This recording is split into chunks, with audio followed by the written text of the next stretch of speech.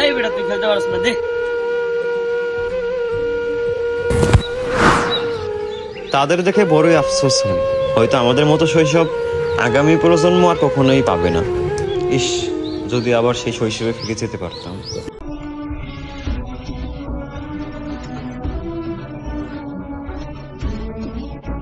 খেলতে যাবি না?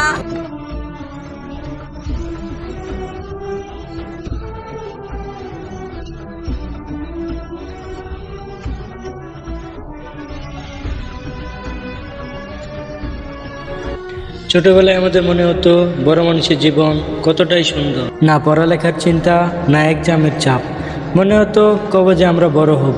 কিন্তু যখন আমরা বড় হলাম তখন জীবন আমাদের একটাই শিক্ষা দিল যে এই দিনের জন্য আমরা এত অধৈর্য হয়ে অপেক্ষা করেছিলাম, সেই দিনগুলো ছিল জীবনের একটা রসিকতা মাত্র। সত্যি কথা বলতে, যে শৈশবকে আমরা পেছনে ফেলে এসেছি সেই দিনগুলোই ছিল গল্পের মতো। মনে হয় যদি সময় সেখানেই থেমে যেত কতই না ভালো হতো।